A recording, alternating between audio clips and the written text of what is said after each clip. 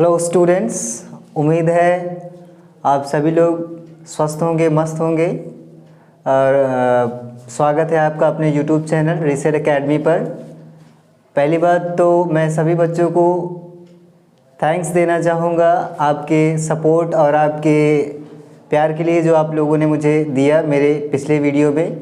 और आप लोगों की डिमांड पर आज हम ट्रांसफॉर्मेशन का दूसरा सेशन लेके आए, जिसमें हम आगे डिस्कस करेंगे एडवर्ब टू। जैसा आप देख पा रहे होंगे कि यहाँ पर हमने लिख रखा है कि यदि वाक्य का कर्ता कोई निर्जीव वस्तु या इट हो, यदि वाक्य का कर्ता कोई लाइफलेस ऑब्जेक्ट या इट हो, तो उस वाक्य में प्रयुक्त फॉर मी को आई में, फॉर हिम को ही में, फॉर अस को वी में बदल दिया जाता है। यानी जो भी ऑब्जेक्टिव केस का इधर जो भी सेंटेंस का वाक्य इसमें ऑब्जेक्टिव केस में इस्तेमाल हुआ होता है उसको नॉमिनेटिव या सब्जेक्टिव केस में बदल दिया जाता है। जैसा हमने यहाँ पे लिख रखा है कि जैसे एग्जांपल में आप देखेंगे कि the tree is too high for me. कौन सा वर्ड आया यहाँ पे? फॉर मी।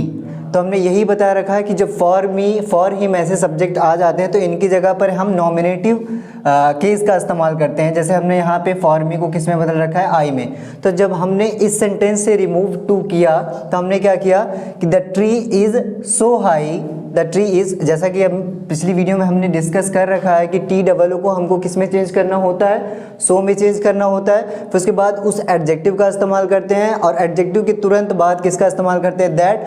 फिर ये जो ऑब्जेक्टिव केस के रूप में for me, for him, for us आया होता है इसको नॉमिनेटिव केस में चेंज कर देते हैं। तो हमने लिख रखा है कि फॉर मी को किस में चेंज करना है? हमको आई में। तो इस वजह से हमने इसको किस में चेंज कर रखा है? आई में। आई और फिर एज, जैसे हमने प्रीवियस वीडियो में आपको बताया था कि अगर टेंस प्रेजेंट में हुआ तो इधर कैन नॉट, अगर पास्ट में हुआ तो उधर कुड नॉट का इस्तेमाल करते हैं। तो यहाँ पे हम देख रहे होंगे कि टेंस हमारा प्रेजेंट में, इसलिए यहाँ पर किसका इस्तेमाल किया गया है? कैन नॉट का। तो ये सेंटेंस बन गया कि the tree is so high that, for me को बदल दिया हमने आई, इस वजह से that I can not climb. आगे दूसरा एग्जांपल हम देखेंगे कि it was too hot for me to go out. अब फिर से हम एक शब्द यहाँ पे ये देख रहे हैं कि हमने फॉर हिम, ये जो ऑब्जेक्टिव केस हमने इस वाक्य में इस्तेमाल किया है। तो हम क्या करेंगे, पहले हमने सब्जेक्ट और हेल्पिंग वर्ब को एज इट इज़ रखा, फिर एडवर्ब टू के स्थान पर सो का इस्तेमाल करेंगे, फिर उस एडजेक्टिव का प्रयोग करके दैट लिखेंगे और फॉर हिम, यानी ये जो ऑब्जेक्टिव केस के तौर पे यहाँ इस्तेमाल हुआ है इसको हम नॉमिनेटिव या सब्जेक्टिव केस में चेंज करके यहाँ क्या कर देंगे? फॉर हिम को ही में चेंज कर देंगे। और हमने बताया था कि अगर टेंस पास्ट में होता है तो इसको कुड नॉट में चेंज कर दिया जाता है, इस वजह से ये कुड नॉट में बदल गया। तो ये बन गया it was so hot that he could not go out. तो हमने यहाँ पे दूसरा रूल लिख रखा है कि यदि टी डबल यानी एडवर्ब टी डबल ओ के पश्चात एडजेक्टिव का प्रयोग हो लेकिन वाक्य में इन्फिनेटिव का इस्तेमाल ना हो, यानी मेन वर्ब से पहले टी हो यानी इन्फिनेटिव का इस्तेमाल ना हो, तो जैसा अभी हम टी डबल ओ को हटाने के पश्चात सो का प्रयोग करते हैं, तो अब हमको क्या करना होगा? उस एडवर्ब टी डबल ओ के स्थान पर हमें क्या इस्तेमाल करना होगा? एक्सट्रीमली, ओवर या बियॉन्ड द प्रॉपर लिमिट का हमको इस्तेमाल करना होगा। जैसा आप एग्जाम्पल में देख रहे होंगे कि he is too eager for praise, he is too eager for praise. अब यहाँ पे हमने देखा कि एडजेक्टिव तो हो गया, मगर इसके बाद क्या दे रखा है हमको?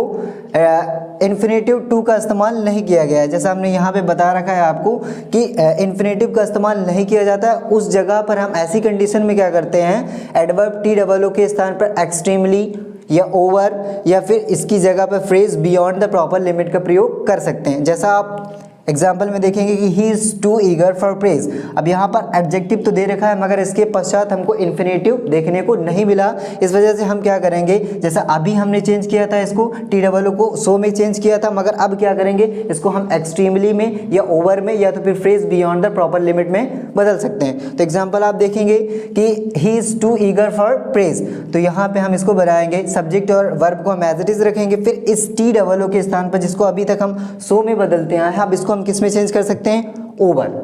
तो he is over eager for praise. आगे देखेंगे आप, या तो फिर इस सेंटेंस को हम किस प्रकार बना सकते हैं कि he is eager for praise beyond the proper limit. ध्यान ये रखना होगा कि जब हम phrase beyond the proper limit का इस्तेमाल करें तब इसको हमको वाक्य के अंत में इस्तेमाल करना होगा। जैसा हमने यहाँ पे लिख रखा है कि he is eager for praise beyond the proper limit.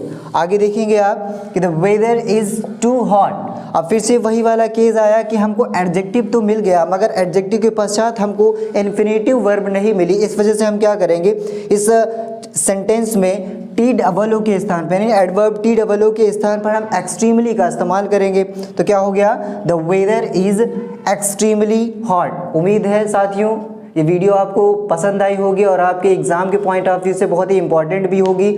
और एक बात जो मैं आपसे कहना चाहूँगा कि आप अपना फीडबैक देना ना भूलें, जिससे हम अपने कार्य को बेहतर कर सकने में सक्षम हों। Thanks for watching.